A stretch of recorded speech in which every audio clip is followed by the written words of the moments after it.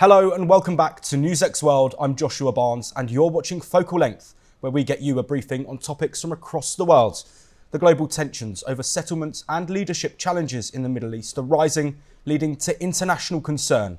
So, is the violence in Gaza pushing the region further from peace? Are Israeli settlement expansions escalating tensions with neighbouring countries? And what role can international players take in addressing these challenges? Let's find out. Joining us is Daniel Carmon, a former Israeli ambassador to India. He is a seasoned diplomat and expert on Middle Eastern affairs. Cameron has served as deputy permanent representative at Israel's mission to the UN. He also headed Marshav, Israel's international development agency. He remains a prominent voice on regional geopolitics and Israel's foreign relations. So my first question to you is, there have been fresh reports of deaths in Gaza due to Israeli strikes. Do you think it's time that Israel stopped striking Gaza? Well, I think it's high time for the terrorists in Gaza. And if you have followed all what has happened in the last year and few months since the 7th of October, you would understand that what we are confronting is a group of terrorists, an army of terrorists that became groups of terrorists. And we will continue fighting terrorism. That's the most basic thing that a government and a nation should do when attacked by terrorists. So if there are casualties, it's because the terrorists are continuing their activities. How long will it take for the Gaza hostage deal to materialise? What, according to you, can be done to hasten it? Israeli ministers and Palestinian negotiators are hinting at being very close to a deal. Well, I suggest waiting for it to happen. The press is full of rumors and counter rumors, and it's a very sensitive time. And my heart goes to the families of the hostages. We have to understand that it's the most basic humanitarian crisis that we have been suffering.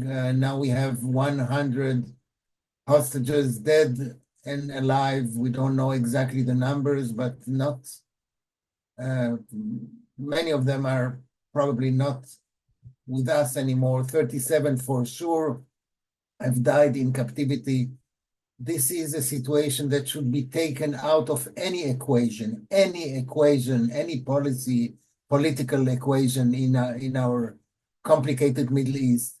It's the most basic humanitarian crisis that has fallen on us on the 7th of October, when our people were kidnapped, raped, murdered, burned, mutilated, whatnot, by savage beasts from Gaza, Hamas people. It's really unbelievable what has happened.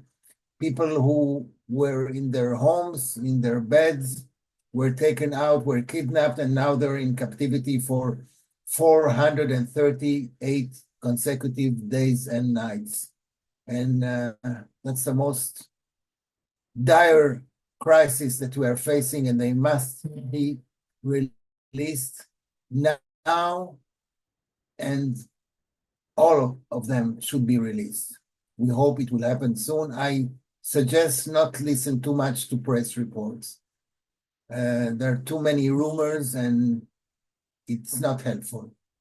Israel's intention to expand settlements in Golan Heights has been criticised by many countries. Is this an attempt to take unilateral control of more Syrian territory?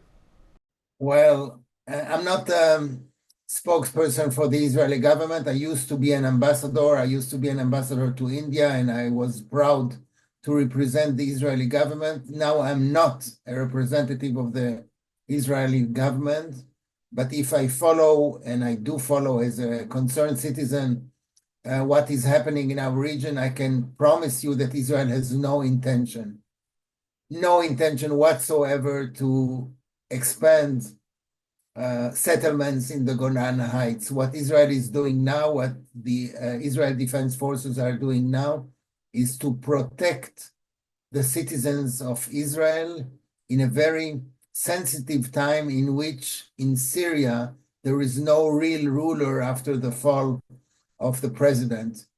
And when you have no one on the other side, but dozens of militias and all sorts of forces, and you don't know exactly who is going to take over, and you don't know exactly what breach of agreements that were signed by government before, but now there is no government, then our army has to protect any and be ready for any eventual thing to happen. And this is what Israel is doing, not expanding settlements on the Golan Heights whatsoever. Is there a growing threat of an ISIS revival after Bashar al-Assad's ousting?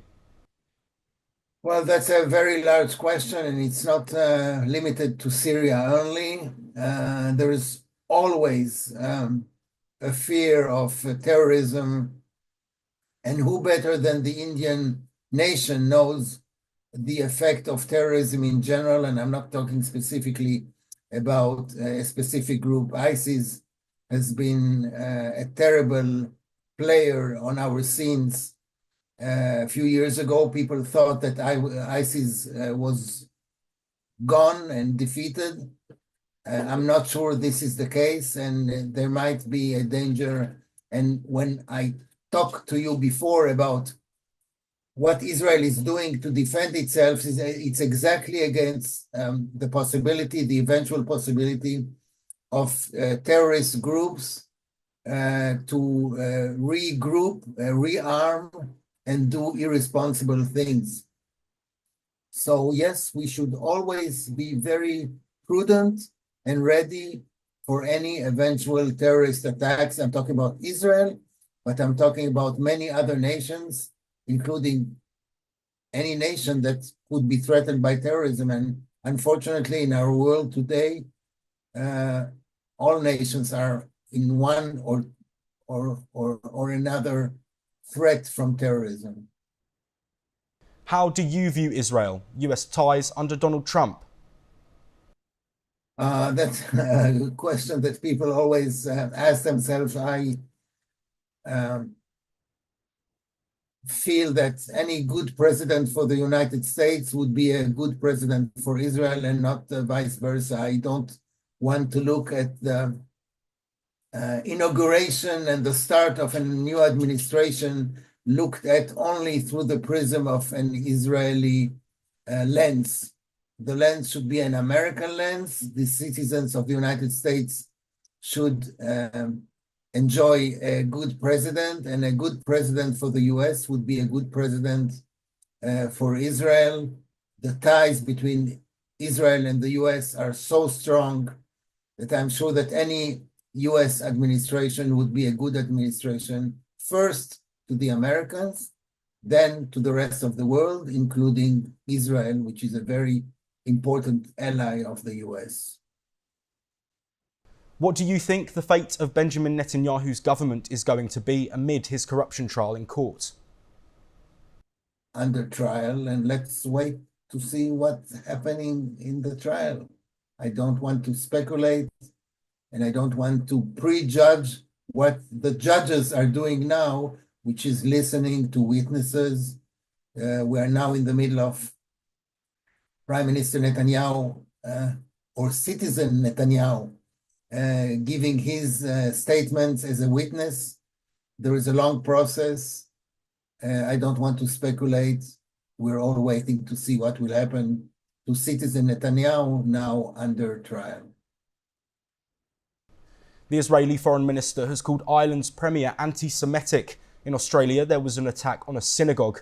How do you react to anti-Semitic activities taking place in different parts of the world, and why is it becoming more frequent now? Well, the world, unfortunately, is witnessing a rise in anti-Semitic acts of violence around the world. And it's really unbelievable to think about Australia, about things that are happening in Canada and in so many other countries. It's really alarming. There is a difference between relevant and legitimate criticism of a country like Israel. And I know that there are people around the world, here and there, who criticize Israeli policy, and they have the right to do so when it's a debate. If it comes out of a debate, they can tell all the criticism that they have against Israel, and Israel can respond to the criticism in a dialogue. But when it becomes violent, and when there is a mix of this criticism and violence and anti-Semitism, and unfortunately it happens in many places around the world, then we should all be alarmed. First and foremost, the Jews around the world should be alarmed and protect themselves. Their governments in different parts of the world should be alert and should deal with the matter as a matter of public safety and homeland security. We should be very much aware of this and make the distinction between a legitimate discussion and pure anti-Semitism, which is violence against synagogue, against people who walk on the street. I mean, it's unbelievable what is happening, and the various governments should deal with it as appropriate. One thing I must say to an Indian audience, and I say it with a lot of pride, throughout the years, throughout the generations, there has never been anti-Semitism in India, and I think it's something very much appreciated and something to be proud of. And I really think it is a very good model for other countries to follow. Since you've been the Israeli ambassador to India, how do you see India's role in the Gaza war peacemaking? Well, it's a good question that always has various suggestions that come. I think without answering specifically on India, I think the direct negotiations, as much as they can be direct, should be the path to follow. And we should be talking to our neighbors as much as we can directly. If there is a hostage deal to be decided upon, then mediators are important, and we see it, and hopefully they will succeed. The mediators will succeed. But when we look at a larger scale crisis or peace process that should take over the scene instead of terrorism and wars, what I would suggest to all the nations concerned is not to go to the United Nations, not to internationalize the peace process, but sit around the same table, both sides. It has happened before. It can happen in the future too. And I really hope it will happen. And the peace process and the peace treaties that we have with some countries will serve as a model. Thank you for speaking to us on Focal Length. With that, it's a wrap on this episode. For more international news updates, stay tuned on NewsX World.